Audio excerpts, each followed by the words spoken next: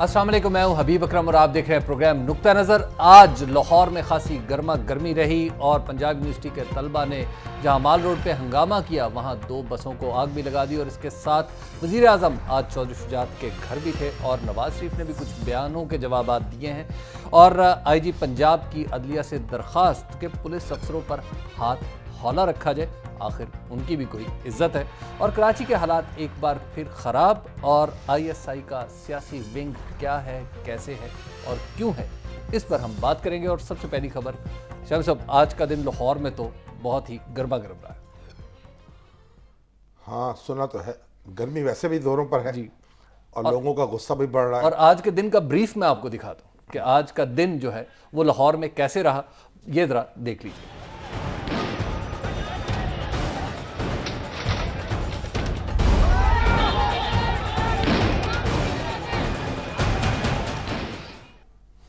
یہ تھی طلبہ کی صورتحال، اور ذرا سیاسی صورتحال پر بھی نظر ڈال لیجیے۔ سب سے بڑے مجرم وہ ہیں جنہوں نے سپریم کورٹ کی بے رحمتی کی اور وہاں پر انہوں نے دعویٰ بولا، ان کا وہ کیس جو ہے وہ پہلے چلنا چاہیے تھا اس کیس سے جو انہوں نے شروع کر رکھا ہے۔ اگر صدر صاحب کو ہٹانا ہو امپیچمنٹ ہو سکتی ہے، اور اگر وزیر اعظم کو ہٹانا ہو عدم اعتماد ہو سکتا ہے۔ اگر کسی میں جرأت ہے، طاقت ہے، کریجس آدمی ہے تو ان کو یہ آپشن استعمال کرنا چاہیے۔ جب لوڈ شیڈنگ کے اوپر آپ لوگوں کو حکومت اکسائے گی تو پھر اس قسم کے واقعات رونما ہوتے رہیں گے۔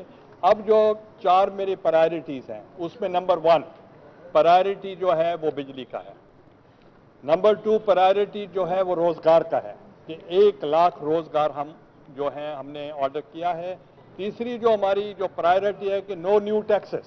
چوتھی جو ہماری پرائرٹی جو ہے وہ ہم کوئی ریلیف دیں ان دا ایگریکلچر سیکٹر اینڈ تھرو بے نظیر انکم سپورٹ پروگرام، جو شہر کی آبادیاں ہیں ان میں ان کو ریلیف دیا جائے۔ میں اب پرائم منسٹر کی ان باتوں کا جواب کیا دوں؟ روز روز میرا خیال ہے کہ اسی قسم کی باتیں ہوتی رہتی ہیں، جواب نہ دیا جائے تو زیادہ اچھا ہے۔ یہ 80 اور 90 کی دہائی کی سیاستوں کو میرا خیال ہے کہ ان کو دوبارہ ان کو جی، آپ نے دیکھا کہ لاہور میں شامی صاحب ہنگامے اور سٹوڈنٹس جو ہیں وہ سڑکوں پر نکلے ہوئے ہیں، اور وزیر اعظم کی آمد بذات خود ایک ہنگامہ۔ دیکھیے، میں یہ سمجھنے سے قاصر ہوں جی، کہ یہ طالب علم جو ہے سڑکوں پر کس بات پہ نکلے ہیں۔ ان کا مسئلہ ہے یونیورسٹی کے اندر، جی، درس گاہوں کے اندر، اور ٹھنی ہوئی ہے ان کی اساتذہ سے، یعنی فریق جو دوسرا ہے وہ اساتذہ ہے۔ بالکل گویا یہ طالب علموں میں اور استادوں میں یہ ریلیشن شپ ہو گئی کہ جیسے کوئی آجر اور اجیر میں ہوتی ہے، امپلائر اور امپلائیز میں ہوتی ہے۔ ٹھیک بات ہے۔ استاد کی عزت جو ہے کچھ استاد نے خود ختم کر دی اور کچھ طالب علموں نے ختم کر دی۔ بالکل تو اب ایک زمانہ تھا کہ وائس چانسلر اور جو پرنسپل ہیں ان کا اتنا دبدبہ ہوتا تھا کہ وہاں چڑیا پر نہیں مارتی تھی، پولیس داخل نہیں ہو سکتی تھی، اور اتنا احترام ہوتا تھا استاد کا جس کی آپ حد بیان نہیں کی جا سکتی۔ ایوب خان جو ہیں ان کے بارے میں مشہور ہے کہ ان سے کرمانی صاحب نے بڑی کوشش کی کہ طالب علموں کا ایک وفد جو ہے ان سے مل لے۔ اچھا، تو انہوں نے کہا بھی یہ طالب علموں کا وفد جو ہے اس سے مجھ سے کیا مل کے کرنا ہے براہ راست، اس کے جو مسائل ہیں تو وائس چانسلر سے کہیں کہ وہ انہیں حل کرے۔ ٹھیک ہے، دیکھیں نا، وائس چانسلر کی اتھارٹی ہے بالکل اپنی جامعہ کے اندر۔ اب جھگڑا ہوتا ہے معمولی سی کسی بات پر، ڈسپلن وہاں ہے نہیں، گولیاں چلتی ہیں، ایک دوسرے کو مارتے ہیں، استادوں سے الجھتے ہیں، استاد ان سے الجھتے ہیں، استادوں کی باقاعدہ پٹائی ہوئی ہے۔ اور دیکھیے استادوں کا تو عالم یہ ہے، اب وہ گاؤن پہلے پہنتے تھے، تکلف ہوتا تھا، پتہ لگ جاتا تھا کہ استاد جا رہے ہیں۔ ٹھیک ہے، ہمارے زمانے میں تو یونیورسٹی میں کالج میں گاؤن پہنتے تھے۔ اچھا، ہاں جی، اچھا، اب تو وہ گاؤن بھی نہیں پہنتے۔ اب تو کئی استاد تو ماشاءاللہ میلے کپڑے پہن کے آئے ہوئے ہوتے، پتہ نہیں چلتا یہ استاد ہیں کہ ٹیچر ہیں، منہ دھویا کہ نہیں دھویا۔ تو رفتہ رفتہ ساری روایات ہم ختم کرتے جا رہے ہیں، اور یہ اس کا نتیجہ ہے۔ اور یہ سب اس کا نتیجہ نکل رہا ہے۔ میں حیران ہوں ہم ملک کے ساتھ کرنا کیا چاہتے ہیں۔ یہ جو طالب علم ہیں ان کے بھی ماں باپ ہیں، ان کے ٹیچرز ہیں، سیاسی جماعتیں ہیں، ان کے لیڈر ہیں، اپوزیشن لیڈر ہیں، حکومت کے ذمہ دار ہیں، خادم اعلیٰ ہیں۔ یہ سب لوگ کیا کر رہے ہیں؟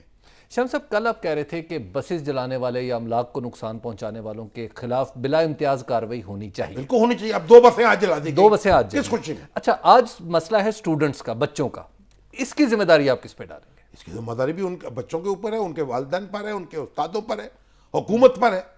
بھئی بسیں کس خوشی میں جلا دی جائیں؟ آپ دیکھیں روز کراچی میں بسیں جلتی ہیں, بالکل, یعنی لاہور میں بسیں جلتی ہیں, دکانوں کو آگ لگا دی جاتی ہے. پر دکانیں لوٹی گئی ہیں. ایک زمانے پہ تو بجلی کے خلاف ہنگامے ہوئے تھے کچھ عرصہ پہلے, اس میں دکانیں ڈپارٹمنٹل سٹور لوٹیے گئے. اور تو اور جب یہاں وہ ایک کارٹون چھپے تھے توہین رسالت کے یورپ میں, جی, تو جو مظاہرے ہوئے تھے انہوں نے کئی دکانیں لاہور میں لوٹ لی تھی. بالکل. تو یہ جو لا لیسنس ہے, اگر ہم اس کو برداشت کرتے رہیں گے تو آپ سب لوگ ہاتھ ہم ملیں گے. ابھی دیکھیے جو آئی جی صاحب نے فرمایا ہے نا جی, کہ پولیس کی بھی کوئی عزت ہے. عدالتوں میں بلایا جاتا ہے پولیس کو اور ایسی بے عزتی ہوتی ہے جس کی حد نہیں. کاموں کی وجہ سے ہوتی ہے نا. نہیں, کاموں کی وجہ سے یہ بات تو درست ہے, کام بھی پولیس کے ایسے ہی ہے بہت سارے لوگوں کے, لیکن یہ ہے کہ کوئی طریقے سے بھی ان کو ان کی سرزنش ہونی چاہیے. ہم میڈیا میں کیا کرتے, پولیس والوں کو مار پڑ رہی ہے, پولیس والوں کے پیچھے لوگ بھاگ رہے ہیں, ہم جناب اس کو دکھاتے ہیں اور حوصلہ افزائی ہوتی ہے. پولیس پر حملہ کرنا اور پولیس کو مارنا یہ ریاست پر حملہ کرنے کے مترادف ہونا چاہیے. یہ ناقابل ضمانت جرم ہونا چاہیے. وزیر اعظم کہتے ہیں کہ جو صوبائی حکومت ہے یہ خود اس کی ہلہ شیری کے نتائج ہیں. نہیں, ایک حد تک تو وزیر اعظم درست کہتے ہیں, کیونکہ بجلی کے معاملے میں یہاں جو ہنگامہ ہوا ہے اور یہاں جو مظاہرے ہوئے ہیں ان پہ پولیس نے مداخلت نہیں کی, اور ایک آدھ مظاہرے میں تو خود وزیر اعلیٰ نے بھی شرکت کی. اگرچہ انہوں نے یہ نہیں کہا لوگوں سے کہ آپ جاؤ اور دعویٰ بول دو, انہوں نے یہ کہا میں لانگ مارچ کروں گا, اور ان کا جوتا بھی گم ہو گیا وہاں, کسی ننگے پیر میں پہنچے. دیکھیے بات یہ ہے کہ یہ جو میں تو بار بار عرض کرتا ہوں, جمہوریت موبوکریسی کا نام نہیں ہے, ہجوموں کے ذریعے فیصلے کرنے کا نام نہیں ہے. اب آمریت نہیں رہی ملک میں, آمریت تھی تو مطالبہ ہوتے تھے بھائی ایجیٹیشن ہوگا, سڑکوں پہ مظاہرے ہوں گے. اب سسٹم کے اندر ریلیف ملنا چاہیے, عدالتوں کا دروازہ کھٹکنا چاہیے, انتظامیہ کو توجہ دینی چاہیے. کسی طور بھی تمام سیاسی جماعتیں اس پر کنسنسس کریں کہ وہ کسی طور ایجیٹیشن کو فروغ نہیں دیں گی اور مظاہرے اس طرح کے اور گلاؤ اور جراؤ اس کی اجازت نہیں دیں گی, اور جو کرے وہ بھرے. یعنی آپ کہہ رہے کنسنسس ڈیولپ کیا جائے. یہ تمام سب کا یہ ایسا ممکن ہے ہونا چاہیے. 18ویں ترمیم پہ ہو سکتا ہے, 20ویں ترمیم پہ ہو سکتا ہے, جہاں سیاسی مفادات ہو وہاں ہو سکتا ہے, تو میرے آپ کے مفاد میں کیوں نہیں ہو سکتا, جو دراصل ان کا اپنا مفاد ہے ہمارے لیڈروں کا. اچھا شامی صاحب, دوسری طرف اب ایک طرف تو یہ ہنگامہ ہے, دوسری طرف وزیر اعظم بھی کہتے ہیں آ کے کہ جناب میں وزیر اعظم ہوں. دیکھیں وزیر اعظم تو وہ ہیں, وہ تو برطانیہ بھی تسلیم کر رہا ہے, امریکہ بھی تسلیم کر رہا ہے, لیکن انہیں بار بار بتانے کی ضرورت ان پیش کو آتی ہے. بار بار بتانے کی کچھ ان کو خود بد لگی ہوئی ہے, اس لیے جب کوئی موقع ملتا ہے اس کا اظہار کرتے ہیں. نواز شریف صاحب کے نام جو تھے الیکشن کمیشن کے, یہ خبر اڑ گئی کہ انہوں نے بھیج دی ہیں, تو وزیر اعظم نے فوراً کہا کہ جناب میری تو وزارت عظمیٰ تسلیم کر لی. وزیر اعظم قانونی طور پر ہیں اور اخلاقی طور پر ان کی ریٹ ختم ہو چکی ہے, یہ ان کو ریئلائز کر لینا چاہیے. اور شامی صاحب آج چودھری شجاعت صاحب کے جب گھر گئے تو ابھی جو آپ نے بھی سنا کہ بڑی انٹرسٹنگ بات کی چودھری شجاعت صاحب نے, انہوں نے کہا توہین عدالت میں یسر رضا گیلانی کو سزا دینے سے پہلے ان لوگوں کو پکڑنا چاہیے جنہوں نے عدالت پہ حملہ کیا تھا. ہاں, چودھری شجاعت اس وقت وزیر داخلہ تھے جب حملہ ہوا تھا, تو ان کی ذمہ داری تھی کہ ان لوگوں کو پکڑتے. ویسے لوگ وہ پکڑے گئے تھے, اچھا, ان کے خلاف مقدمے بھی چلے, ان میں سے کئی جو ہیں وہ پھنس گئے اور بڑی بڑی انہوں نے نااہلی کاٹی. یہاں ان کے جناب مسلم لیگ قافقہ میں ہمارے وہ ہوتے تھے نا نیلام گھر کے طارق عزیز, وہ بھی پھنس گئے تھے بیچارے اس میں. وہ کہتے بھائی میں تو اس کام کے لیے گیا نہیں تھا, مگر تصویر پہ آ گئے. اور بھی کئی لوگ. اب تو وہ تو بعد میں یہ 18ویں ترمیم ہوئی ہے, اس میں انہوں نے قید کی ہے کہ 5 سال تک کی نااہلی ہوگی. وگرنہ 70ویں ترمیم نے تو عمر بھر کی نااہلی لکھ دی تھی. ہمارے تو میاں منیر صاحب ہیں لاہور کے, اختر رسول صاحب ہیں, سب بل آتے پھرتے تھے, الیکشن ہی نہیں لڑ سکتے تھے. تو ان پہ مقدمہ چل چکا ہے, ان کو سزائیں کردہ اور ناکردہ ہو چکی ہیں, اور اگر وزیر داخلہ کے پاس کوئی مواد تھا تو اس وقت ان کو دینا چاہیے تھا. ویسے کوئی پیرلل ڈرا ہو سکتا ہے ان دونوں کیسز میں؟ دیکھیے بات نہیں ہے, کوئی پیرلل نہیں ہے. وہ ایک اور مسئلہ تھا, یہ ایک اور مسئلہ ہے. اگر وہ غلط تھا تو یہ بھی غلط ہے, اور غلط بات کی پیروی تو اچھی بات نہیں ہے نا. ہاں اس سے تو مثال نہیں بنایا جا سکتا. نواز شریف صاحب نے یا ان کے حامیوں نے کچھ غلط کیا, وہ بھی کہتے ہیں ہم نے غلط کیا, جو ہمارے لوگوں نے کیا, تو اس کی وہ معذرت طلب کرتے ہیں, اس پہ کوئی اپنا فخر سے سر اٹھا کے نہیں چلتے. تو اس غلطی کی پیروی کرنی ہے, کسی اچھے کام کی پیروی نہیں کرنی. غوث اعظم کی اولاد جو ہے اس کو تو غوث اعظم کی پیروی کرنی چاہیے, نواز شریف صاحب کی تو نہیں کرنی چاہیے. سب ایک بریک کا وقت ہو گیا اور بریک کے بعد گفتگو یہیں سے آگے بڑھے گی. آپ دیکھتے رہیے نقطہ نظر.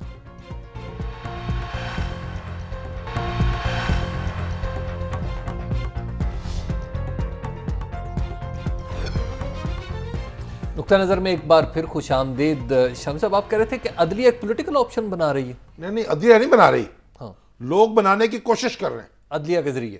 طرح طرح کی درخواستیں, اس کے خلاف اس کے خلاف, میڈیا میں شور کہ کسی طریقے سے حکومت بدلیں ہم عدلیہ کے ذریعے. یہ تماشا 4 سال لگتا رہا. وہ تو جو سپریم کورٹ کے چیف جسٹس ہیں وہ بڑی ان محکم رہے ہیں. انہوں نے کہا ہم تجاوز نہیں کریں گے دستور سے اور اس کے اندر کام کریں گے. لیکن ناقدین ان سے اختلاف کرتے ہیں. ناقدین نہیں, انہوں نے تو اگر پھر تو تختہ الٹ چکا ہوتا.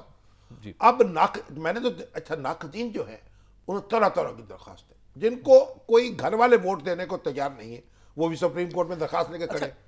نہیں مگر ایک بات سنیے, جی مجھے تو ایسے لگتا ہے جیسے یہ اتنی درخواستوں سے اور اتنے واویلے سے حکومت ہو گئی ہے ڈھیٹ. اس پہ اثر ہی کوئی نہیں ہو رہا. اچھا, اور یہ پہلے سے زیادہ چوڑ ہو گئی ہے پنجابی محاورے میں. جی وہ ہمیں کہتے ہیں نا 2 پہیاں وسر گئیاں صدقہ ٹوئیدہ, کہ 2 جوتے آپ نے مجھے مار لیے, ٹھیک ہے کھا لیے میں نے, اب میری کمر کا صدقہ اتر کے. تو یہ گویا ایک ڈٹھائی کی کیفیت طاری ہو گئی اس حکومت کے اوپر. اچھا شمس صاحب, عدلیہ نے کراچی میں بھی تو کوشش کی تھی کچھ کرنے کی. دیکھیے عدلیہ نے بہت کوشش کی, ایک ڈائریکٹو بھی دیا, اور اب بھی جو تھوڑا بہت کچھ دباؤ ہے وہ عدلیہ کی وجہ سے تھا. دیکھیے عدلیہ ہر کام نہیں کر سکتی, یہ ہم لوگوں کو معلوم ہونا چاہیے, اور انتظامیہ کو اپنا کام کرنا ہوگا. سیاسی جماعتوں کی بنیادی ذمہ داری ہے جمہوریت میں. سیاسی جماعتیں اور سیاسی لیڈر جب تک درست نہیں ہوں گے آپ معاملات کو آگے نہیں بڑھائیں گے.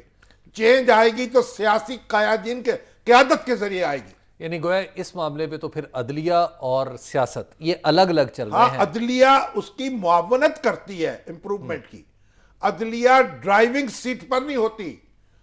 دیکھیں نا, کراچی میں انہوں نے لیڈ کرنے کی کوشش کی, وہ لیڈ کرنے کی کوشش کی, اس لیے کہ لیڈ کر جو نہیں رہا کوئی. اب بس کھڈے میں گری ہوئی ہے, ڈرائیور چلا نہیں رہا اس کو, تو کنڈکٹر بیٹھے گا تھوڑی بہت تو کھڈے سے تو نکالے.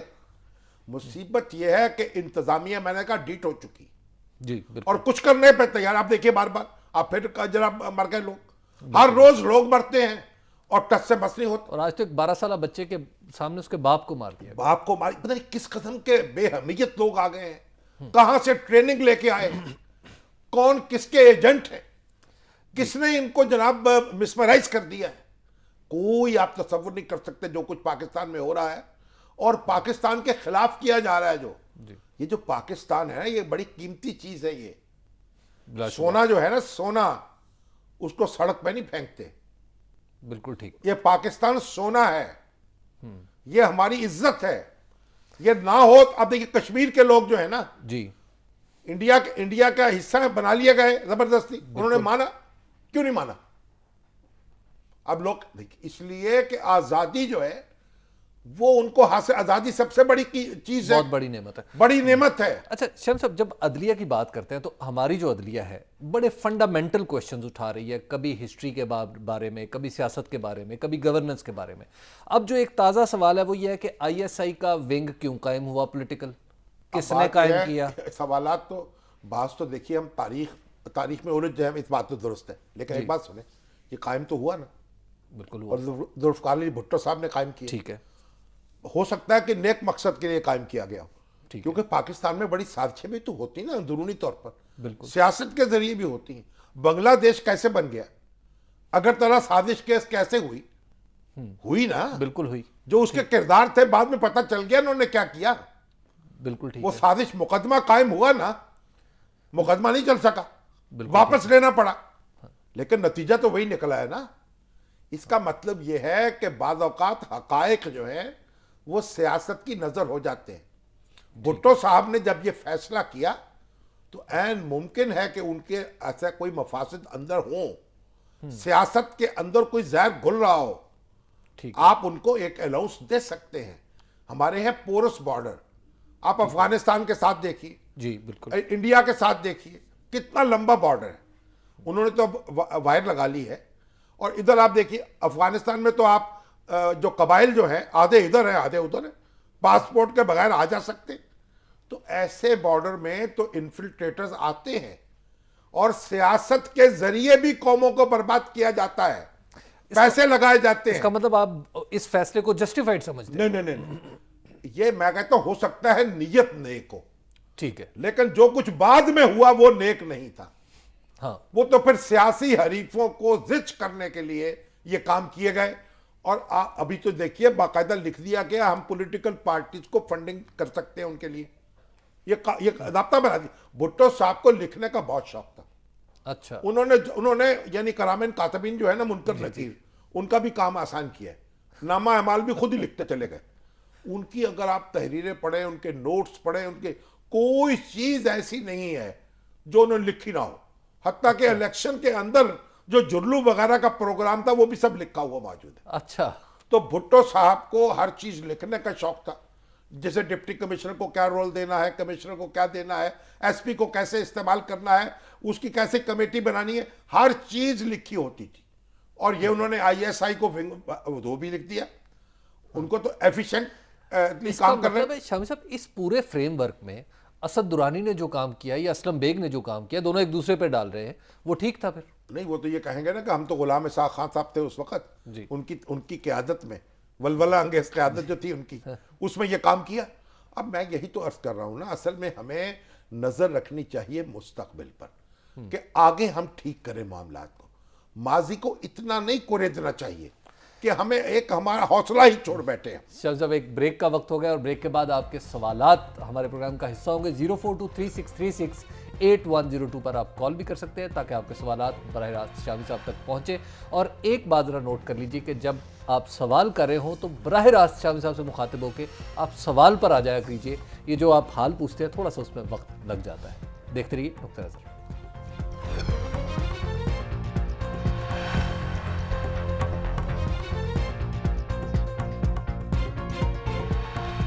نقطہ نظر میں ایک بار پھر خوش آمدید. بات ہو رہی تھی گیلانی صاحب اور نواز شریف صاحب کے بیانات کی. نواز شریف صاحب کہتے ہیں کہ 80 اور 90 کی دہائی کے اندر جو سیاست ہو رہی تھی اس کی طرف ریورٹ کریں گے تو کسی کو کچھ نہیں ملے گا, اور وزیر اعظم پر وہ الزام لگاتے ہیں کہ وہ سیاست کو اس طرف لے کے جا رہے ہیں. دیکھیے نواز شریف صاحب جو بات فرما رہے ہیں, میں تو مسلسل یہ بات کہتا, آپ اس پروگرام میں ہم کہتے چلے آ رہے ہیں اور میں تو لکھتا بھی چلا آ رہا ہوں کہ بھائی آپ سیاست کو پیچھے نہ لے کے جائیں. ابھی نیب کے جو ترجمان ہیں انہوں نے پریس کانفرنس کی ہے کہ رحمان ملک صاحب کی شکایت پر نواز شریف صاحب کے خلاف تحقیقات شروع ہو گئی ہے اور شہباز شریف صاحب. بالکل ٹھیک ہے. وہ کہتے ہیں کہ 31 بینکوں کے اور مالیاتی اداروں کے یہ 6 ارب روپے کے نادہندہ ہیں ٹل ٹو ڈیٹ. ہاں جی.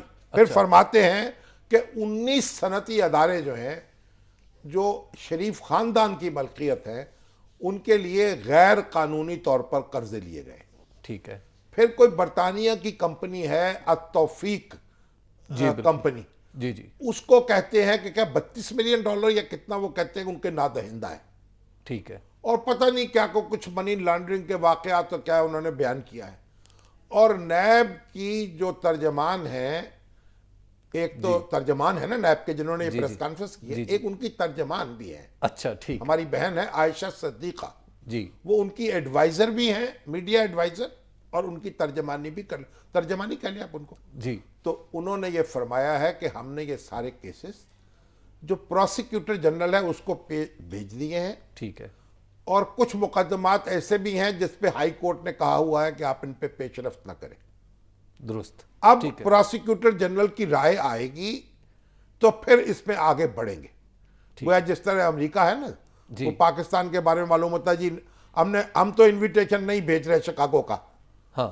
پھر آپ تھوڑا سا ادھر ادھر ہوتے ہیں, پھر انویٹیشن, اور جناب زرداری صاحب تو چلے بھی گئے. بالکل چلے بھی گئے. انہوں نے کہا کہیں کینسل ہی نہ ہو جائے بھائی. اسی طریقے سے انہوں نے یہ ایک پریشر رکھا ہوا.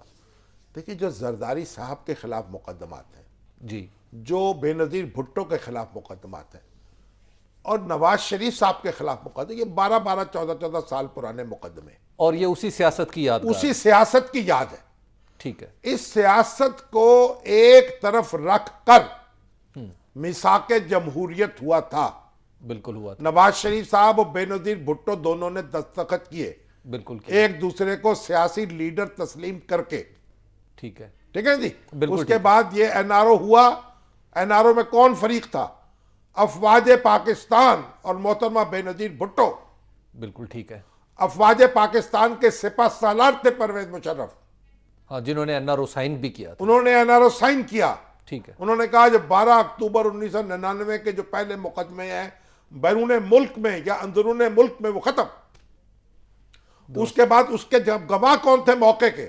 ISI کے سربراہ جنرل اشفاق پرویز کیانی، اچھا، جو آج کل سپاہ جو سالار آج کل سپہ سالار ہیں۔ اور یہ سارے پتا تھا اس وقت بھی یہ مقدمات جو ہیں ان میں بڑی رقوم انوالو ہے، ٹھیک ہے، اور یہ ساری جو باتیں آج کہی جا رہی ہیں اس وقت ان لوگوں کو معلوم تھی۔ ان سب نے کہا کہ اس پر خط تنسیق پھیر دیں، پانی پھیر دیں، آگے بڑھے، ٹھیک ہے، اور آگے بڑھے۔ پھر زرداری صاحب آ گئے، نواز شریف صاحب زرداری صاحب بھائی بھائی بن گئے، بالکل ایسے ہی تھا، محترمہ رخصت ہو گئی۔ ٹھیک ہے، اس کے بعد زرداری صاحب کے ساتھ کولیشن بنی، جی بالکل، صوبوں میں حکومت بنی۔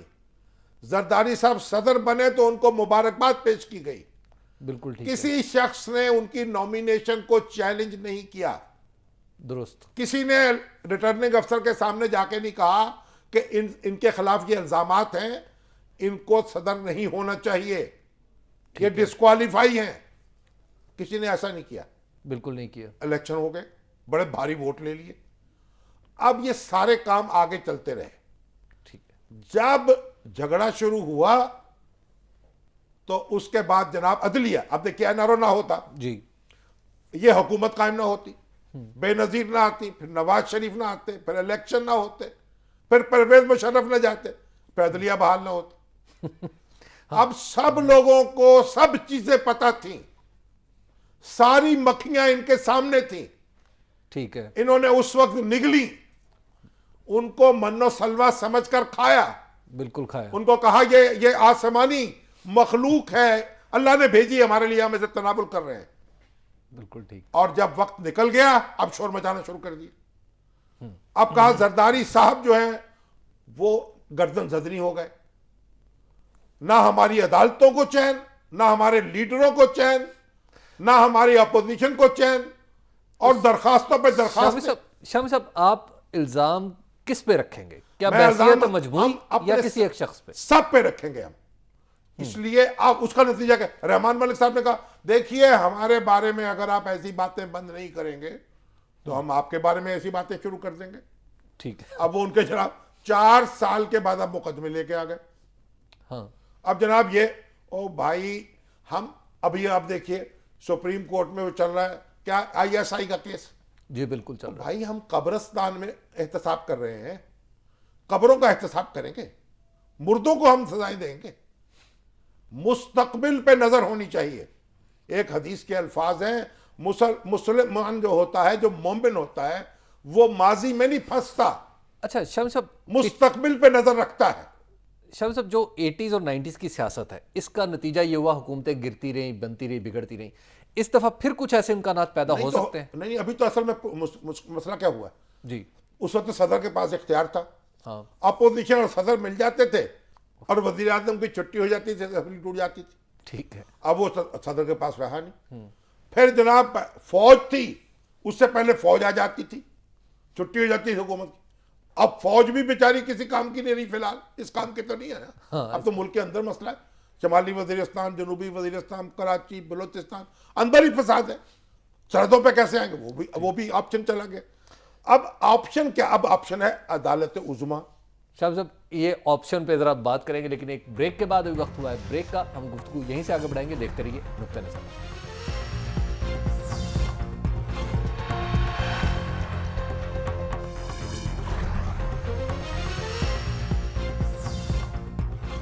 نقطہ نظر میں ایک بار پھر خوش آمدید، آپ کے سوالات ہم لیں گے، لیکن شاہد صاحب ایک چیز رہ گئی، وہ یہ تھی کہ 4 ترجیحات جن کا ذکر آج وزیر اعظم نے بڑا التزاماً کیا، انہوں نے کہا جی کہ یہ میری 4 ترجیحات ہیں. بجلی کا بحران، بجلی کا بحران، اور جناب نوکریاں، جی نوکریاں، اور ٹیکس نہیں ہوگا، جی اور BISP اور اس طرح کے ذریعے براہ راست پیسے ریلیف. دیکھیں بات یہ ہے کہ یہ سب کچھ لٹا کے ہوش میں آئے تو کیا ہوا.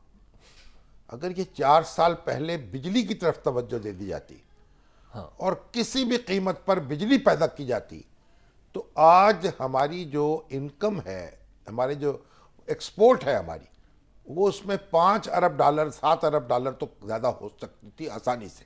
یعنی گویا دیگر 3 ترجیحات اسی ایک ترجیح میں آ جاتی. ٹھیک ہے نا. بالکل. اب کیا ہوگا؟ اب تو یہ خبر آئی تھی کابینہ کی کہ نوٹ چھاپو. وزیر اعظم نے کہا یا قدر رحمان ملک نے کہا بھائی نوٹ چھاپ کے آپ ان کو پیسے دو اور بعد میں دیکھا جائے گا جو ہوگا. اس سال تو لوڈ شیڈنگ ختم کرو نا، اس سے اور مہنگائی بڑھے گی. اور مہنگائی اب ڈالر جو ہے روز بروز مہنگا ہو رہا ہے، روپیہ سستا ہو رہا ہے. دیکھیے 2008 میں ہمارا جو تھا نا 5.4 ارب ڈالر کی فورن ڈائریکٹ انویسٹمنٹ تھی جو ڈالر لوگوں نے انویسٹ کیا. 2009 میں یہ 3.7 ارب ڈالر رہ گئی. 2010 میں یہ 2.2 ارب ڈالر رہ گئی اور 2011 میں یہ 1.7 ارب ڈالر رہ گئی. اور اب جو فگرز آئی ہیں اس سال کی تو اب یہ $500 ملین کے قریب ہے. پوری دنیا میں کسی نے انویسٹ کرنا مناسب ہی نہیں سمجھا. سمجھے کیسے؟ نہ بجلی ہے، نہ لا اینڈ آرڈر ہے، نہ ٹرانسپیرنسی ہے. ایک طرف یہ خوف ہے کہ بجلی میں کہ لوگ مار دیں گے، پھر یہ کہ اگر کوئی ڈیل ہو گئی تو سپریم کورٹ بعد میں ختم کر دے گی. تو ساری چیزیں مل کے انویسٹ کرنے والے بھاگ رہے ہیں اس ملک سے. جو کام وزیر اعظم کو 4 سال پہلے کرنا 4 سال پہلے کرتے، بجلی کو درست کرتے، ہر قیمت پر ہنگامی بنیادوں پر بجلی کوئلے سے پیدا کرتے. مجھے انہوں نے کہا، ماہرین کہتے ہیں کوئلہ درآمد کر کے اس سے بجلی پیدا کرتے، وہ بھی سستی پڑ جاتی. اور ہم نے ساری پرائرٹیز دنیا میں CNG ہوتی ہے پبلک ٹرانسپورٹ کے لیے، ہمارے ہاں ہے وہ کاروں کے لیے. شمس چودھری خالد صاحب ہیں شارجہ سے. السلام علیکم چودھری صاحب. تو آپ نے مجھے داد نہیں دینا. وزیر اعظم کا پروگرام ہے. اب پروگرام یہ ہے نوکریاں دو، بجٹ نوٹ چھاپو، لوگوں کو ٹیکس نہ لگاؤ، ریلیف دو. بھائی ریلیف دو گے تو آئندہ اگلا سال جو ہے اس میں آپ بھگتیں گے. اور جو بھی نہیں آنے والی گورنمنٹ خائنی کی ہو. نہیں، وہ تو کہتے ہیں ہم ہی آئیں گے نا، یہ سارا کچھ کریں گے. تو ان کا خیال ہے ہم ہی آ جائیں گے. یہ تو اچھا بہت عقل مندی نہیں ہے. اگر کوئی نئی حکومت آ جائے تو وہ بھگتے گی، اور اگر یہ رہ گئے تو ہم بھگتیں گے. خالد صاحب، جناب علی. جی شامی صاحب السلام علیکم. وعلیکم السلام. جی شامی صاحب، میں صرف یہ کہنا چاہتا ہوں کہ وزیر اعظم صاحب کہتے ہیں جی ہم جناب غوث پاک کے فیملی میں سے ہیں. کیا غوث پاک رحمت اللہ علیہ نے یہ کام کیے تھے جو یہ کر رہے ہیں؟ اور مزاروں کے اوپر ہم لوگ تو دیکھیے جناب، ذرا احتیاط سے بھائی. بزرگوں کا احترام اپنی جگہ ہے، اولاد ان کی جو کچھ کرتی ہے، بزرگ تو ذمہ دار نہیں ہوتے نا. ٹھیک، لیکن اولاد فخر تو کر رہی ہے. اولاد فخر تو کرنے چاہیے نا. دیکھیے ہم نہیں کرتے فخر. ہم جناب کن کی اولاد ہیں؟ اپنا رشتہ جوڑتے نہیں ہے بابر سے اور جناب غزنوی سے اور اورنگزیب سے. ایک گیلانی صاحب آ گئے، ممتاز حیدر گیلانی صاحب. اچھا، جناب علی اکاڑا سے. جی گیلانی صاحب. السلام علیکم. وعلیکم السلام. شامی صاحب، میں آپ 2 باتوں پر نقطہ نظر لینا چاہتا ہوں آپ کا. فرمائیں، جلدی سے فرمائیں جناب. ایک تو عمران خان صاحب سوائے مسلم لیگ نون اور نواز شریف تنقید کرنے کے، وہ ان لوگوں پہ تنقید کیوں نہیں کرتے جو ان کو حکومت کو شیلٹر دیے ہوئے، مثلا مسلم لیگ، کاف، MKM اور ANP. ایک تو اس پہ مجھے آپ کا نقطہ نظر چاہیے. دوسرا، 5 اس وقت حکومتیں ہیں، 4 پروویژنل اور ایک وفاقی حکومت ہے آپ کے سامنے، جو کہ 5واں بجٹ دینے جا رہی ہیں. 5 حکومتیں. میں یہ جاننا چاہ رہا ہوں ان سب میں سے بہتر گورننس کس حکومت کی ہے؟ جی جناب، اب یہ تو بڑا عجیب سوال ہے. اب عمران خان صاحب تو خود ذمہ دار ہیں اپنے. اب آپ نے ان کو مشورہ دے دیا کہ باقی لوگوں پر بھی تنقید کیا کریں. اب وہ سمجھ رہے ہیں کہ مسلم لیگ ان کی سب سے بڑی حریف ہے، اس لیے ان پر زیادہ تنقید کرتے ہیں. لیکن یہ تو ان کی مرضی ہے. جہاں تک تعلق ہے کہ حکومت کون سی بہتر ہے گورننس کے اعتبار سے، جی دیکھیے گورننس کے اعتبار سے تو ظاہر ہے کہ پنجاب حکومت سب سے بہتر ہے. ٹھیک ہے نا. شکایات اس سے بھی ہو رہی ہیں لوگوں کو، لیکن اگر آپ مقابلہ کریں تو حکومت تو نظر آتی ہے نا یہاں وہ سب سے بہتر ہے. اور وفاقی حکومت یہ کہتی ہے کہ سیاسی طور پر اور نفسیاتی طور پر میں بہتر ہوں کیونکہ میں نے تمام لوگوں سے جپی ڈال رکھی ہے. اور وہ کہتے ہیں وہ تو بڑی کامیابی گردانتے ہیں کہ 5 بجٹ پیش کر دیے. 5 بجٹ پیش کر دیے ہیں اور لوگوں کو جو اپنے ساتھ ملایا ہے تو سوائے مسلم لیگ نون کے کوئی اور جپے سے نکل نہیں سکا. عنایت کریم صاحب ہے بہاولپور سے. جی السلام علیکم عنایت صاحب. السلام علیکم. وعلیکم السلام. ہاں جی, میں آپ سے ایک سوال یہ پوچھنا چاہ رہا تھا کہ ابھی آپ نے عرض کیا کہ فورن انویسٹمنٹ پاکستان میں نہیں ہو رہی ہے اور گریجولی جو ہے وہ وقت کے ساتھ ساتھ کم ہو رہی ہے. ہاں جی. اچھا, اب سوال یہ فورن انویسٹمنٹ تو درکنار, اپنے جو ہمارے پاکستان کے انویسٹرز ہیں وہ لوگ یہاں سے بھاگ رہے ہیں. کوئی بنگلہ دیش میں انڈسٹری لگا رہا ہے, کوئی ملائیشیا جا رہا ہے, کوئی دبئی جا رہا ہے. ان کو روکنے کی بجائے وزیر اعظم صاحب وہاں امریکن ایک ٹی وی کو انٹرویو دیتے کہتے ہیں کہ ان کو کس نے روکا ہے, جو جانا چاہتا ہے پاکستان سے چلا جی جائے. عنایت صاحب. اگر یہ رویہ وزیر اعظم جی وہ تو بات ٹھیک ہے آپ کی. وہ تو وزیر اعظم کے اس فکرے پہ لوگوں نے بہت تنقید کی ہے, حالانکہ بڑا معصوم سا فکرہ تھا. اچھا, تو بھئی جو جانا چاہتے ہیں وہ چلے جائیں, ان کو روکا کس نے؟ تو وزیر اعظم تو نہیں روک رہے نا. لیکن 80% لوگوں کی بات نہیں ہو رہی نہیں تھی. نہیں 80%, 30%. 80% تو وہ ہیں جو کہتے ہیں کہ یہ حکومت کرپٹ ہے. جی ہاں, 30% ہے جو جانا چاہتے ہیں یہاں سے. تو انہوں نے معصومیت سے کہا چلے جائیں, وہ روکنے والے نہیں ہیں کیونکہ جمہوریت پہ یقین رکھتے ہیں. تو ایک بات تو یہ. دوسری بات یہ دیکھیے کہ بجلی اگر ٹھیک ہو جاتی, کم از کم بجلی انرجی, تو یہ پاکستان کے لوگ یہاں سے اس طرح نہ بھاگتے. یہ بھی ایک فیکٹر ہے نا بہت بڑا. شام صاحب فیس بک پہ ایک سوال ہے, اویس رضوانی صاحب ہیں, یہ کہتے ہیں جی میڈیا ہمیں بتا رہا تھا کہ ڈاکٹر خلیل چشتی جو انڈیا سے آئے ہیں وہ 20 سال سے قید تھے, لیکن اب کھلی ہے بات کہ وہ تو 1.5 سال صرف وہاں پہ قید رہے ہیں. تو اب بتائیں کہ میڈیا کی کریڈیبلٹی کیا رہی؟ ہاں, اب یہ میڈیا کو جواب دینا چاہیے سوال کا, لیکن میرا خیال ہے کہ ایسا ہے کہ وہ نظر بند تھے وہاں. ہاں, اس طرح کی کچھ یعنی وہ چھوڑ نہیں سکتے تھے وہ. جی, اگر آپ جائیں انڈیا میں اور وہاں آپ کو کر دیا جائے نظر بند اور پھر آپ پاکستان واپس نہ آ سکیں اور 20 سال وہیں رہے, تو بھائی قید جیل کی ہو یا جیل سے باہر مکان کی ہو, قید تو پھر ہوتی ہے نا. قید تو ہوتی تو ایسے ذرا جذباتی نہ ہو. میڈیا بھی تھوڑا سا آپ کی طرح جذباتی ہو کے ایگزیجریٹ کر دیتا ہے. آپ اس طرف مبالغہ کر رہے ہیں, انہوں نے اس طرف مبالغہ کر دیا. شام صاحب آپ کا بہت بہت شکریہ. ہمارے پروگرام کا وقت ختم ہوا چاہتا ہے. اگلے بدھ کو انشاءاللہ پھر اسی جگہ سے اسی وقت آپ کی خدمت میں حاضری دیں گے. تب تک کے لیے اجازت دیجیے. خدا حافظ.